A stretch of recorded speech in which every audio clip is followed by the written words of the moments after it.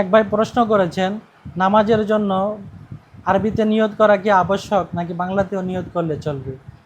ভাই, প্রিয় ভাই, একটু লক্ষ্য করে শুনুন যে নামাজের জন্য নিয়ত করা ফরজ। নিয়ত মানে কি? নিয়তের মর্ম কথা হলো কসদুল কলব, অন্তরের ইচ্ছা। অন্তরের ইচ্ছাটাকে নিয়ত বলা হয়। আমি যে কাজটা করতে চলেছি সেটার ইচ্ছা বা এরাদা আমার মনে প্রাণে যেটা আছে, সে মনে প্রাণে ইচ্ছা পোষণটাকে নিয়ত বলা হয়। আমরা যখন নামাজের জন্য দাঁড়াই, তখন মনের ভিতরে এই নিয়তটা আমার থাকাই যথেষ্ট, এই ইচ্ছাটা থাকাই যথেষ্ট যে আমি মুখ নামাজ পড়তেছি, আমি জোহরের নামাজ পড়তেছি, আমি আসরের নামাজ পড়তেছি, আমি ফজরের নামাজ পড়তেছি। এই কথাটা, এই চিন্তাটা অন্তরের ভিতরে থাকাটাকে নিয়ত বলা হয়। এটা মুখে উচ্চারণ করাটা কোনো জরুরি বিষয় নয়।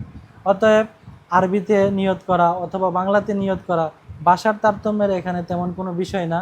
যদি কোনো ব্যক্তি মুখে নিয়তকে উচ্চারণ করে বলে, সেটাকে ফুকায়ে কেরাম মুস্তাহাব বলেছেন।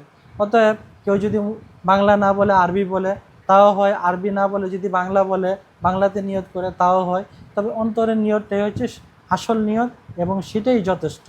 সুতরাং অন্তরে নিয়ত করার পর মুখে না বললেও নিয়ত এবং নামাজ দুটোটাই কি হয়ে যাবে? শুদ্ধ হয়ে যাবে। আশা করি আপনি আপনার উত্তর পেয়েছেন।